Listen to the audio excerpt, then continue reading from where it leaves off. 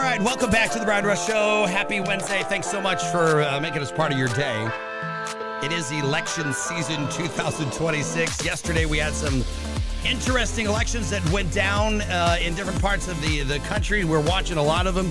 And another one that we are watching a lot because there's actually a lot of candidates involved in this one, and it's also a very important election.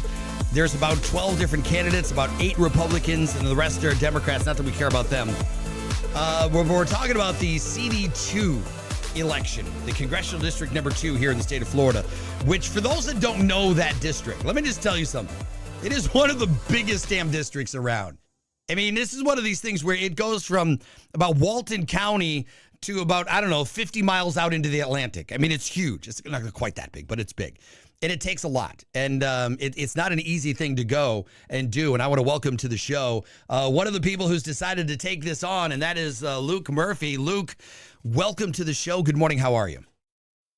Doing great, Brian. I'm fired up to be on with you. I'm grateful that you're giving me this platform to talk to the folks. Yeah, absolutely. I'm glad that you're coming on because, as we know, there are some candidates in a few other races, which we won't talk about that, Governor, where they don't want to talk to the people. And I think that's always a dangerous thing when you find candidates that don't want to talk to the people. And this is an important thing, especially when you're running for Congress, to get out there and talk with the people. But one of the other important things that we need to know, and we were just talking about this, about how there are too many people that don't know who they're voting for. So let's start off with, who in the world is Luke Murphy?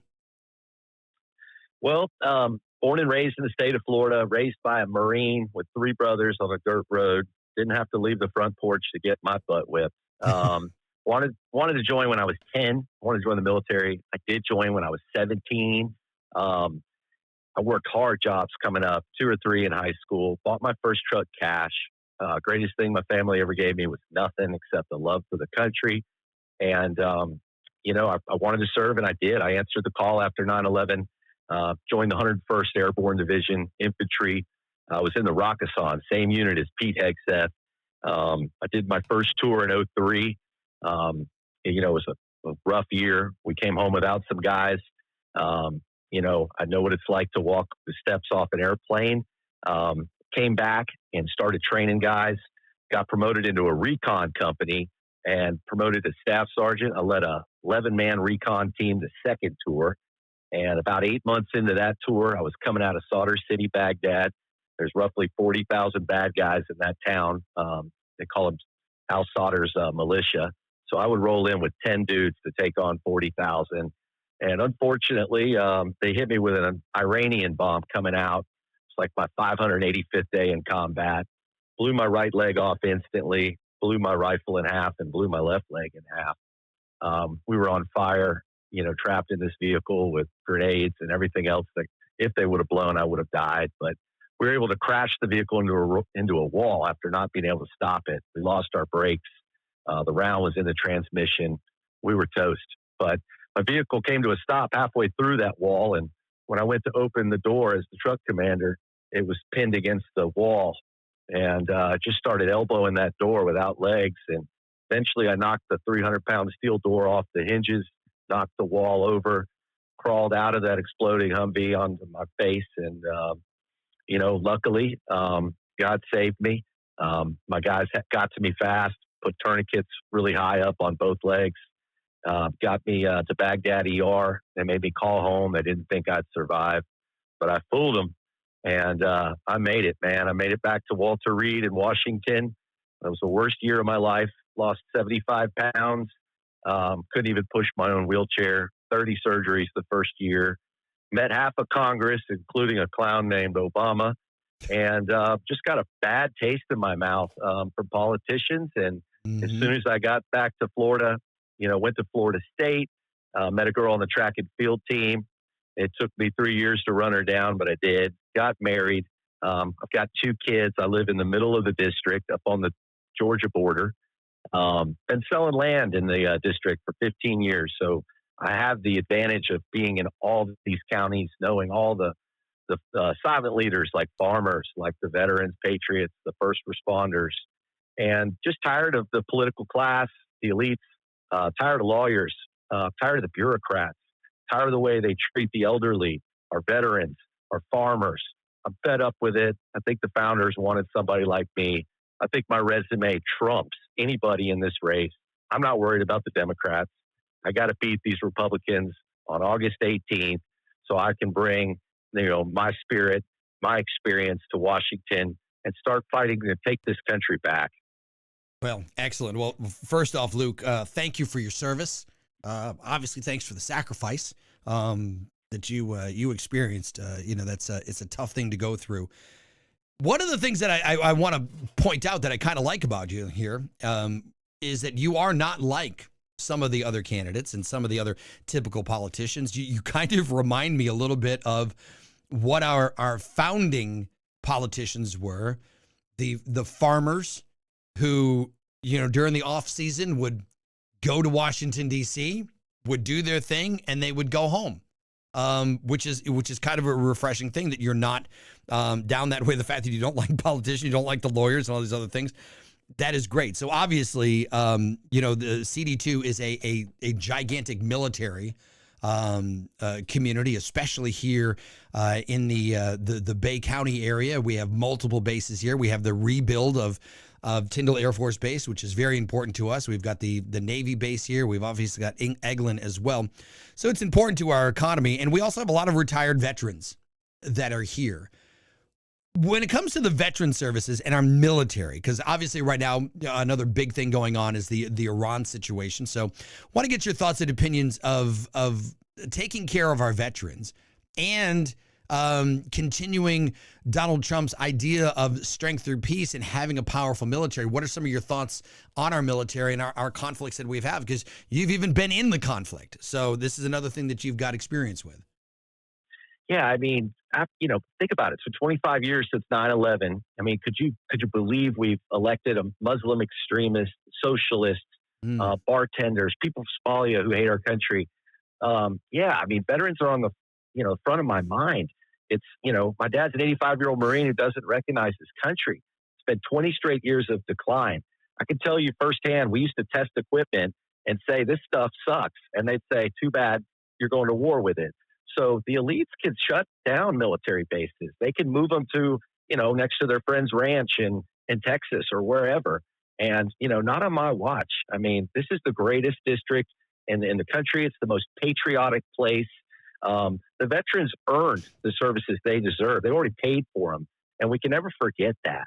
I mean, we can't be an exceptional country if we don't take care of the elderly or the people who paved the way. I want to start the Florida Veterans I lost the word, but caucus. Sorry, I always think of Iowa. But I want to get every person in Congress in Florida to join the Florida Veteran Caucus. I want to hear what their issues are and specifically bring Florida veterans issues to Washington. I am Florida first, and I'm American first. And absolutely, I love the veterans. I'm raised by one who was raised by one who was raised by one. We haven't missed a fight since we've been in this country. And I'll be the last guy to send your kids to war, but by golly, if they got to go, I mean, it's going to be shock and awe. I always had one hand behind my back. I had to fight CNN, Chechnyan snipers, Iranians. I mean, it was ridiculous. And I'm proud that we have a president. And my old combat buddy, Pete Hegseth, peace through strength. That's not a talking point. Right. That's reality. My dad told me before I ever went to war, all those folks over there know is the fist. And we finally showed them the fist. And, do I think it's going to last? Of course not. Iran's going to be bad in the future, and we're going to have to kick their butt from time to time. But we can never forget that. We can't bow. The military got woke under Obama and under Biden, but the tip of the spear has never been sharper. We just saw what our Air Force and our Navy can do without even boots on the ground. I can't even explain to you how proud I am. My wife's first cousin was part of this.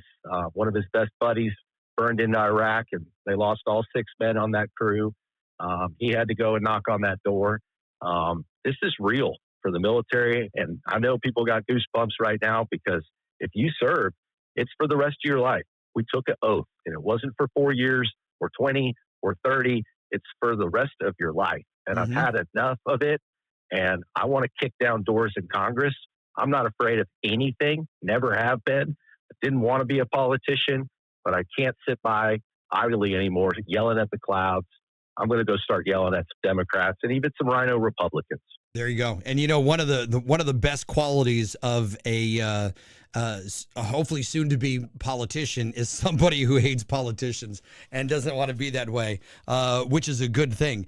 I want to go down this other road because you said you did you say you had a farm? Is that kind of what you had? I live on 36 acres. Okay. I've been in farming my whole life. Mhm. Kind of made the military a little easier for me. I got involved in agriculture when I was 11. Right. I worked in citrus groves, sod farms, on construction sites. I worked along some migrants, and some of them were the best of the best. Yeah. I mean, I'm not so sure about the 30 million that came in unvetted under Biden. They didn't seem to look like the folks that I worked in the ag fields and construction sites with. But it's a complex problem. I've been listening to you. I love your take on it. We got to throw out the worst of the worst. Mhm. And of course, if you're not from here, you didn't come here to assimilate. You damn sure shouldn't be voting. You should be taking our services.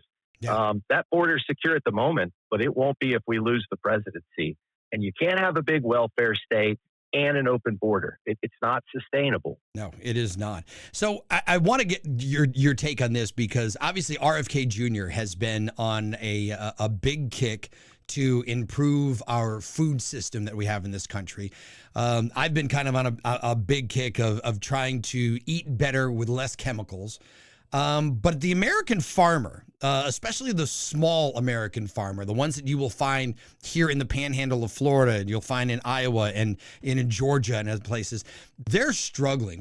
What do you think Congress can do to help them? Because I think helping them will actually make it so that, we, the American people, can eat better. And I think that's an important thing because he who controls the food, too, by the way, can control the people. And we've seen a lot of things that have been a little on the shady side with food production places being destroyed. But the farmer is an important thing. What is your take on the American farmer? Yeah, so the American farmer, first of all, has been under attack my entire lifetime.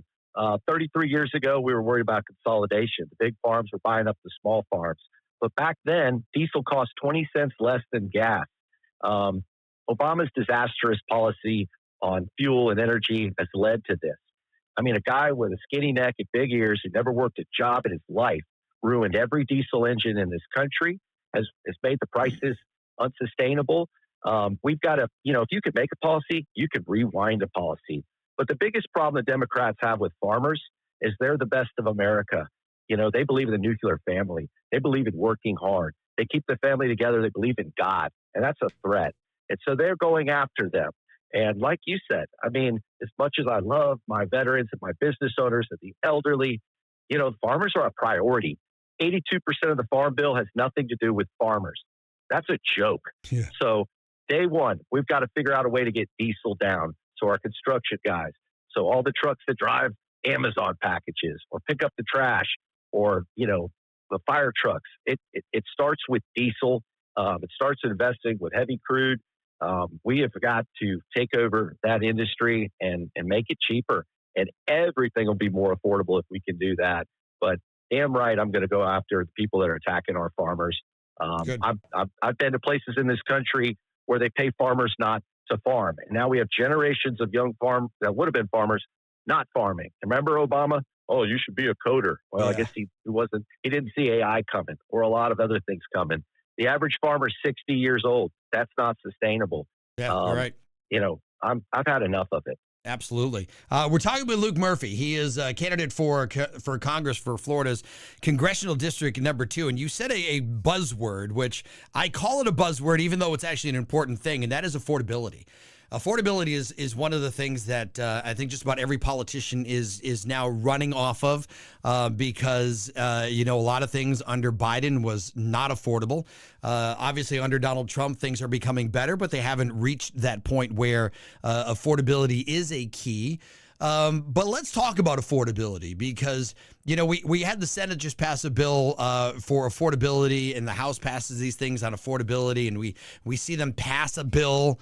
We saw with the Inflation Reduction Act, which actually didn't reduce inflation, it increased it. So just simply passing a bill and saying the word making it affordable really doesn't do squat unless you understand what it is that making things unaffordable. Now, one of your things is to boost the economy and to make Florida and America affordable. What is your thoughts on how to actually achieve it other than passing a bill that says make it affordable? Yeah, you hit on it. I mean, during COVID, that was blown out of proportion. Supply lines were absolutely crushed. Like I said, energy has led to this. I think the recipe is looking backwards, looking at what Reagan did. We have to grow ourselves out of this. I hate the IRS. Half the country's paying in. The other half says we don't pay enough. We're racist. We're this, we're that. So it's a simultaneous approach. We got to grow our way out. We have to unregulate, but, within reason. We need sustainable growth. The biggest account I have at the end of the year is my tax account. I mean, I would love to be able to invest in my business. But it's a simultaneous approach. Reagan showed us, Trump showed us, Governor Scott showed us, DeSantis has shown us. We can't dip our toes into socialism or any of these left-leaning policies. Trying to make things more fair is the opposite. It gives away our freedoms. The recipe's there. We just have to follow it. Mm-hmm. Yeah, absolutely. Waste and fraud. Fraud obviously being the big one. The corruption that we have seen, the mainstream media right now and a lot of the Democrats are trying to flip the script on this and take the page out of the Marxist playbook about how you accuse your enemy of what you are doing in order to create confusion. And we've obviously not seen any of this fraud and corruption from Donald Trump. There's legitimate reasons for things that he's doing. But on the flip side of it, we've seen the Democrats doing this like crazy. We saw what Doge presented, and of course Congress was like, and didn't do a thing about it. But what is your thoughts on getting in there and actually going after the fraud, actually going after the corruption and stopping it? Because, you got people like Ilhan Omar that goes out and goes, oh, I'm worth $30 million. And then people go, how? Oh, from the winery. Oh, the one that doesn't exist? Oh, yeah, I'm not worth $30 million. I'm worth. So it's like we're seeing this right in front of our face. What are your thoughts on how to address that and to stop it? People need to be under prisons, not just go to prison, under prisons. I've had enough of it. I mean, fraud is I'm embarrassed that Nick Shirley had to expose the fraud in Minnesota. I'm embarrassed by that. I mean, Elon made our eyes open, and now we got the vice president taking his teeth into it. Anybody that's committed fraud needs to be under a prison, and it's got to be stopped. But I think the bigger one is waste. I think that's where we're going to really find it.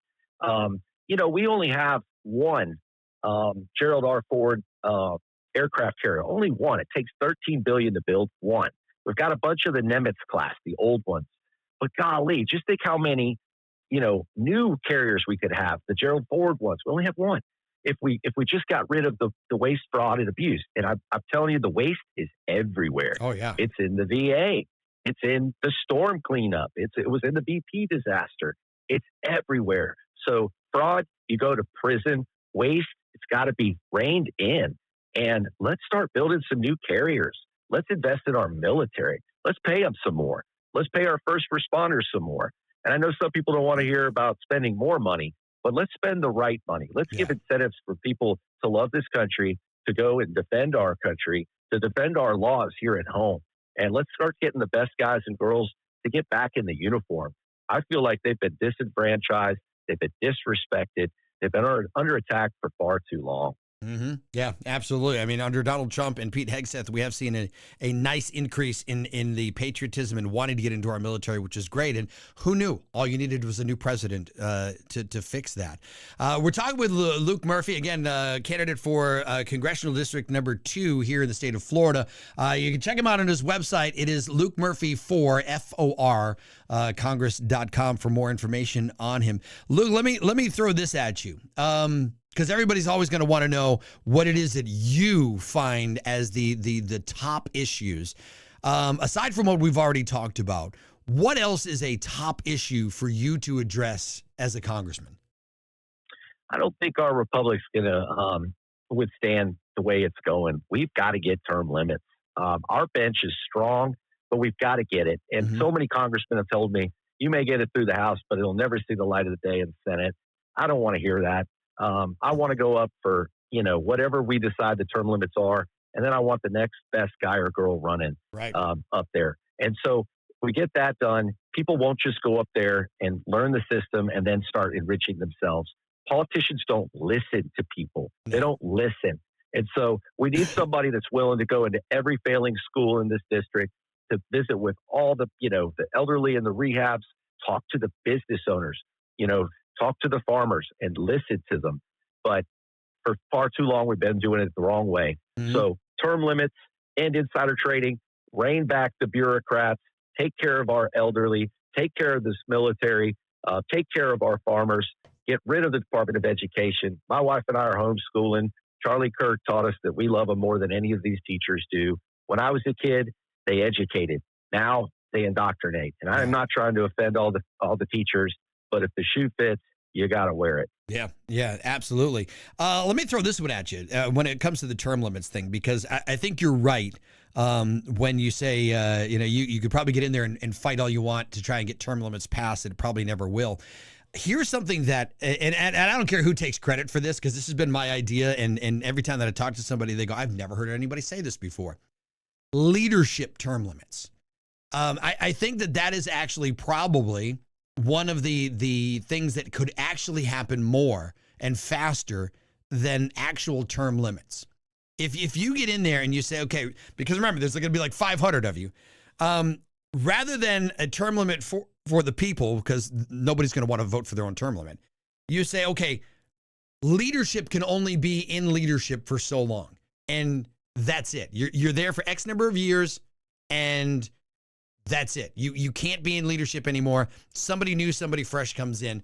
That would dramatically, in my opinion, change how Congress operates if the same old leaders can't stay there. And I think that with the number of people that would like to be in leadership at some point, there's probably a lot more support in both the Senate and the House to limit the leadership roles and the leadership terms than trying to get rid of your own terms. I'm just going to throw that out there. Run with that if you want to.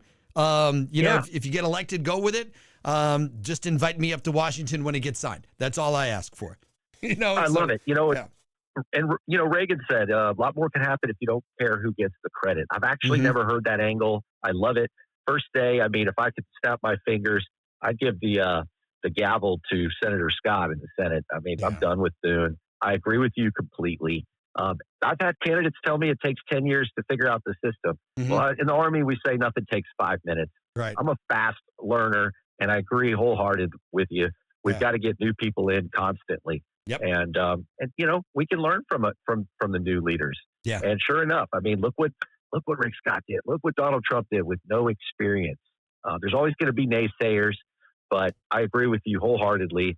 We need fresh people in constantly with new ideas, and we'll get better results. Yeah, absolutely. Much better results when you start getting some fresh blood in there. And of course, there's also the deep state, which is something that Donald Trump has obviously been very against and has been wanting to get rid of. And the deep state is a deep thing. It's a lot of staffers, it's a lot of people like Dr. Fauci and that type of thing. What are your thoughts on addressing that? Because one of the problems that Washington, D.C. has is that, you can get a congressman in and you go in and, like you said, it doesn't take forever to learn the stuff. You can learn it.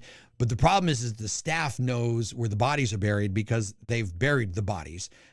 So they have a power in Washington, D.C. that not only a freshman congressman, but a senior congressman really can't match. What are your thoughts on addressing the deep state aspect of Washington, D.C.? I'm going to bring the Rush Limbaugh approach. Be able to look at something complex and message it simply so people can feel it, so they can understand it, so it's palatable. This is a machine. And I've been involved in multi-million-dollar transactions as a real estate broker. When you get in the middle of people's money, you get to see the worst of them. I mean, the left killed a future president, Charlie Kirk. I mean, they may come after me, but I've stepped out here into the open. Take your shot, but just know that this soldier fires back. And, when I aim my rifle, I seldom miss. So I'm going to say it loudly, proudly. Every time they put the mic in front of me, I'm going to let the folks know what's going on. I'm going to expose them, and I'm not afraid to get in between this corruption and the deep state. We just got to call it out. It's a machine. I know I'm just one vote, but, one spark can absolutely start a forest fire. Yep. And in combat, one guy jumping up saying, follow me, can make all the difference in the world. The president's got the bully pulpit, and I will use his voice and introduce any legislation and get him to rock the boat. And whatever I got to do, I don't want any of the dang credit, but I want to fix this country and at least make it as good as it was when I arrived in 1981. I'll be 45 when this election happens.